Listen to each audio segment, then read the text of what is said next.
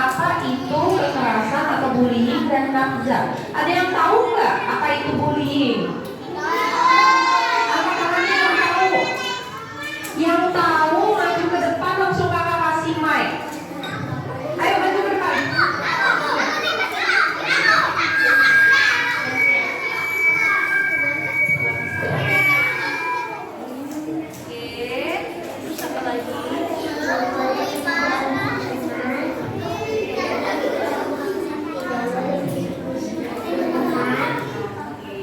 Kita tepuk tangan dulu buat temannya. Nah, tepuk tangan. Makasih ya Dek, silakan dulu. Terus, kalau tadi teman ceweknya udah tahu nih apa itu artinya dari bullying.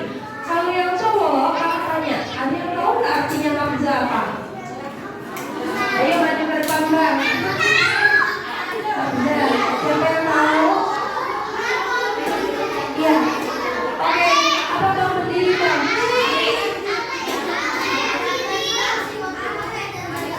Tuh, pintar abangnya tuh bukan dulu datang. Apa kasih materi kelihatan? Atau pop? Di gambar yang kiri atas, ini kakak-kakak pakai celana biru. Namanya kalau celana biru apa? SMP, tapi dia udah ditangkap sama Pak Polisi nih. Tuh lihat tuh, ada dua botol. Betul, minuman keras ya. Terus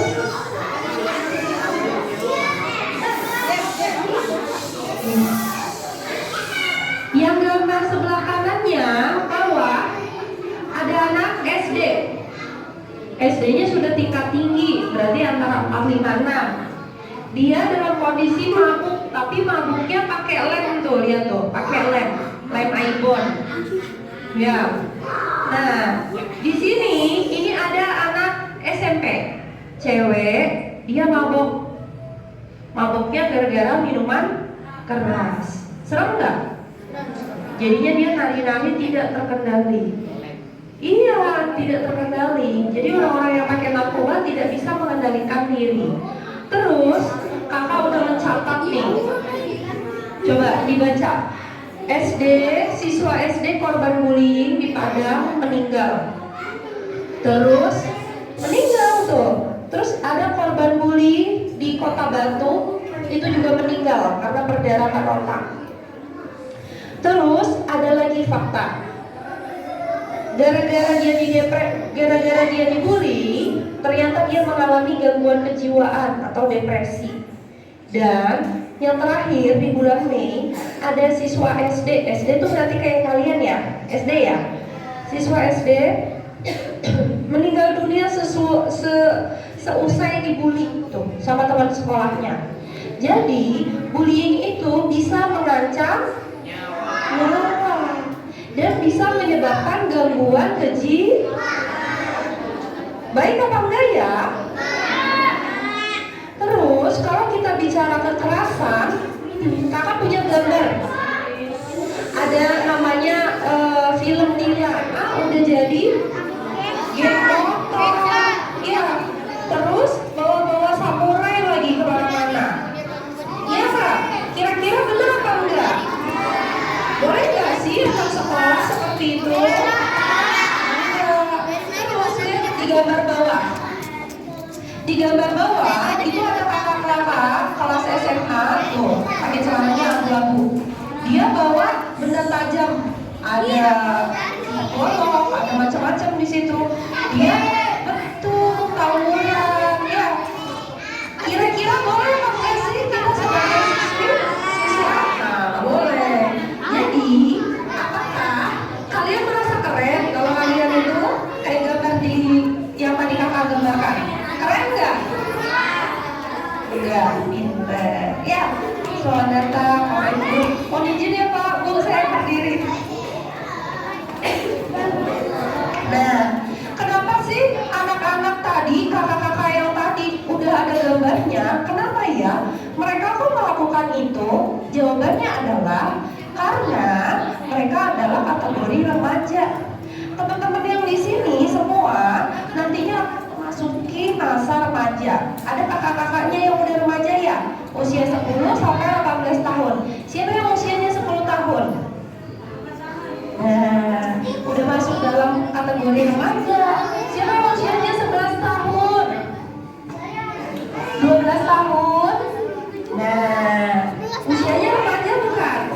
Remaja. Maka kategori usia remaja itu dari orang tua udah ada yang ngasih tahu atau edukasi nggak tentang kesehatan reproduksi? Ada nggak? Belum. Yang dari putri ada nggak? Enggak. Yang dari cowok? Perempuan itu terjadi yang namanya menstruasi. Di sini kakak-kakak putrinya siapa yang udah menstruasi? Angkat tangannya. Udah banyak ya? Udah dapat edukasi belum dari orang tuanya? Ya, alhamdulillah. Kalau yang laki-laki, siapa yang sudah mimpi basah? Angkat tangannya. Gak apa-apa, gak usah malu. Yang basah, udah. Nah, Kalau mimpinya doang. ya, oke.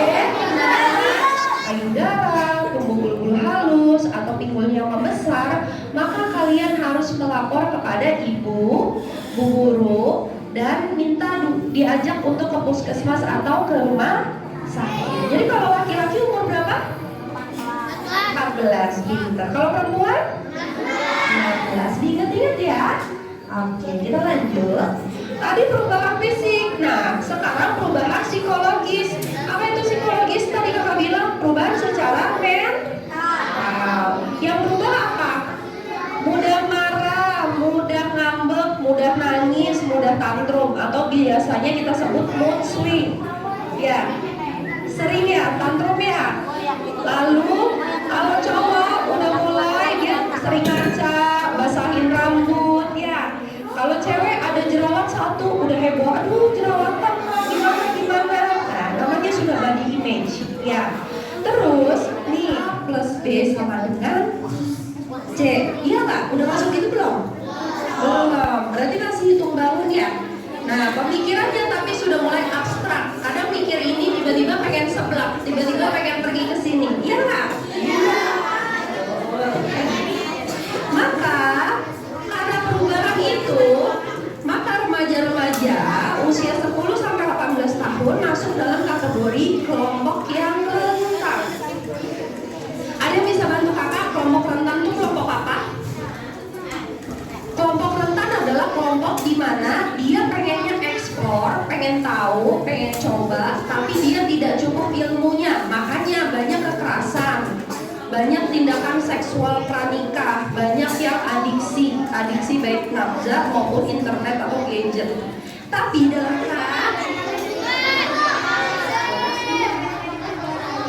lanjut. Ya, sini, lanjut.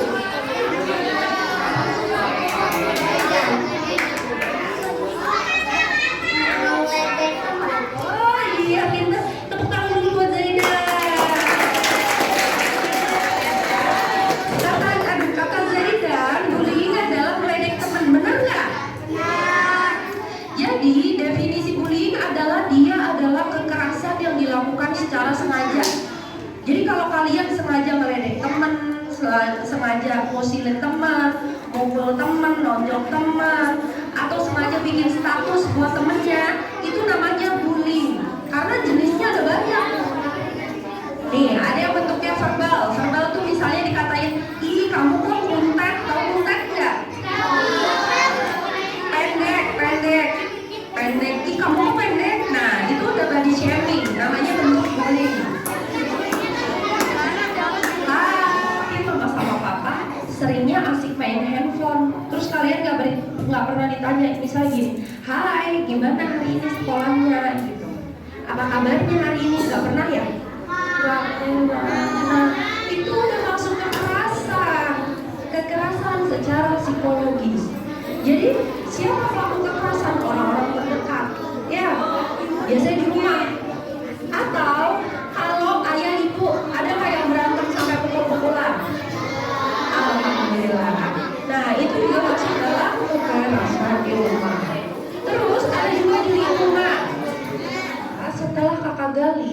Dia itu mengalami masalah kejiwaan seperti itu gara-gara dibully sama temannya. Dibulinya gara-gara badan dia tuh kayak model, langsing, tinggi, mukanya tuh muka-muka eksotik. Tapi gara-gara keperbedaannya dia, jadi kan terlihat berbeda ya, dibully dia. Padahal cantik anaknya dan pintar, bahasa Inggrisnya pintar. Akhirnya apa? Suatu ketika diantarin sama ibunya naik kereta di Lenteng Agung. Tiba-tiba dia histeris, jejeritan karena rasanya ingin melompat ke peron yang ada keretanya lewat.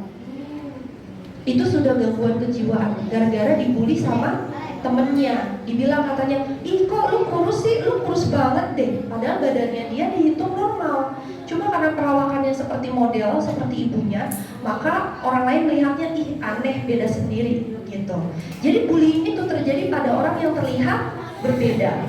Terus kakak juga pernah ada pasien anak kelas SMP, dia dibully, anak nafza. Nafza itu singkatan dari narkotika, psikotropika, dan zat adiktif lainnya. Kalau zaman dulu narkoba, narkotika, dan zat berbahaya. Sekarang namanya nafza. Jenisnya ada banyak. Ada yang jenisnya stimulan. Nih, kakak mau kasih contoh gerakannya. Boleh tenang sayangku. Peppermint warna-warni. Ya, bentuknya lucu-lucu. Nah, jadi kakak punya pasien anak SMP datang ke sini 3 hari 3 malam gak tidur, matanya merah, melotot, rasanya tuh bawahnya hitam, terus dia gini, kedinginan, getar-getar badannya. Nih, gara-gara pakai obat sejenis stimulan. Apa aja jenisnya tadi? Sabu-sabu, bentuknya kayak bubuk, bentuknya percampuran antara garam dan bedak. Ada juga yang namanya ekstasi atau eksimer. Eksimer itu adalah obat-obat yang digunakan untuk pengobatan jiwa. Warnanya cantik-cantik. Ada warna pink, ada warna biru, ada warna kuning, ada warna putih, ada gambar-gambarnya. Padahal itu adalah obat. Namanya Fajar. Kelas berapa deh? Kelas 2. Fadlan kelas 2. Tadi kakak tanya siapa yang keluarganya rokok dan siapa yang pernah cobain rokok. Oke. Ternyata adik ini jawab udah pernah coba rokok. Kakak mau tanya, apa sih rasanya rokok? Ada manis-manis sedikit. Yang lain berarti ya? Yang lain kembang. Apa sih sayang ya? Kita tepuk tangan dulu buat yang mau ikut.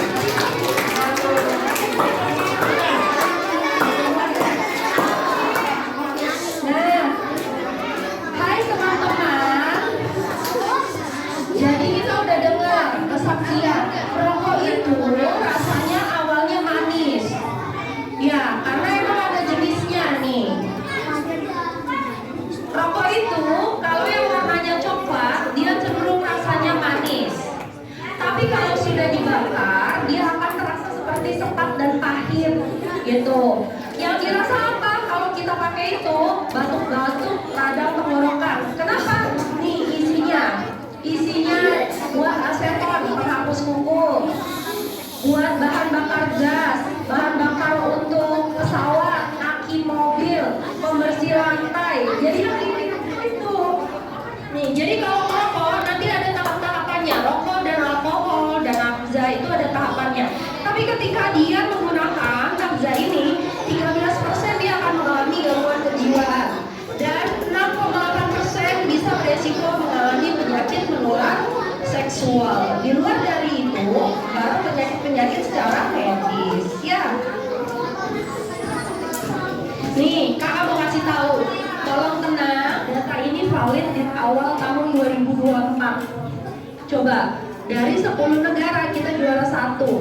Paling tinggi dengan rata-rata penggunaan handphone 6 jam, 6,5 jam, 6,5 jam per hari.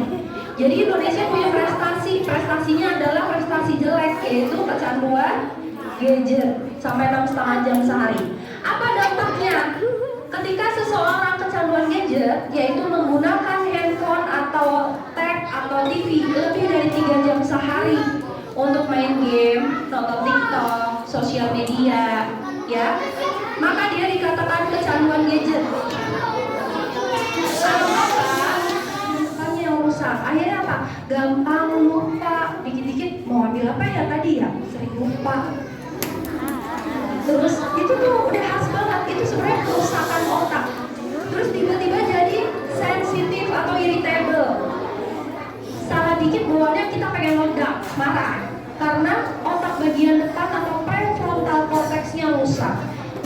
yang lebih dari 3 jam sehari bisa merusak otak.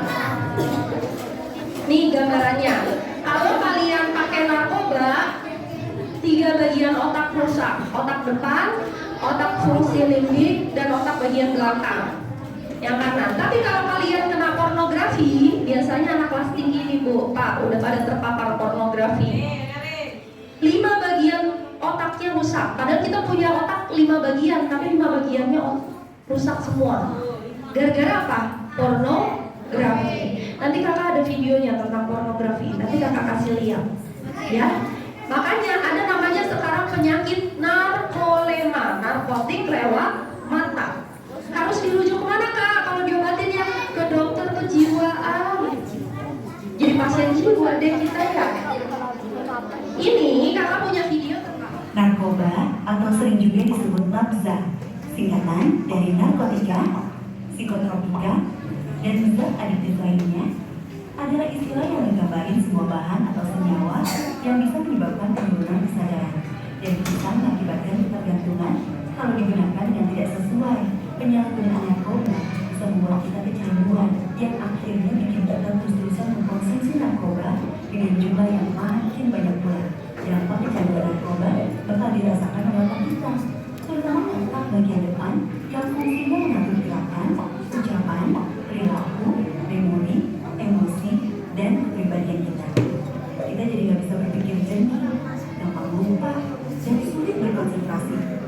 Emosi kita yang nggak stabil, jadi gampang marah, keluarga dan teman juga bisa jadi frustasi mendengarkan kayak gini. Bagian ini diciptakan dan dirancang khusus oleh Tuhan supaya manusia mampu memilih dan memiliki etika. PFC berfungsi seperti pemimpin. Ia bertanggung jawab untuk berkonsentrasi, memahami benar dan salah, mengendalikan diri, menunda kepuasan, berpikir kritis, dan merencanakan masa depan. PFC adalah pusat pertimbangan dan pengambilan keputusan. PFC ini yang membentuk kepribadian dan perilaku sosial. Sayangnya, PFC adalah bagian otak yang paling mudah mengalami kerusakan. Jika PFC rusak, maka kepribadian orang bisa berubah. Rusaknya PFC bisa disebabkan benturan fisik, bisa juga oleh zat kimia seperti narkotika, psikotropika, dan zat adiktif atau nafsa. Dan jika paling rusak juga pornografi yang disebut narkotika. Tanggapan dari teman-teman semua. Ada video pertama tentang nafza. Ketika seseorang kecanduan narkoba, apa yang dirusak? Otaknya, pinter. Terus video yang kedua terkait narkolema, narkotik lewat mata. Tadi lihat lagi, ketika dia menjadi adiksi terhadap pornografi, bagian mana yang dirusak? Otak. Jadi ketika kita melakukan perilaku berisiko, yang dirusak sesungguhnya adalah otak-otak kita nih. Otak bagian depan. Coba dipegang dahinya semua. Nah, di depannya, ayo yang belakang pegang dahi. Dahi yang kalian pegang ini adalah letak yang namanya otak bagian depan atau PFC, prefrontal cortex. Fungsinya adalah sebagai main otak atau main brain. Jadi otak pertama, ketika bayi itu terjadi proses kehamilan, yang harus kamu rawat dan jaga dengan baik. Jadi tidak ada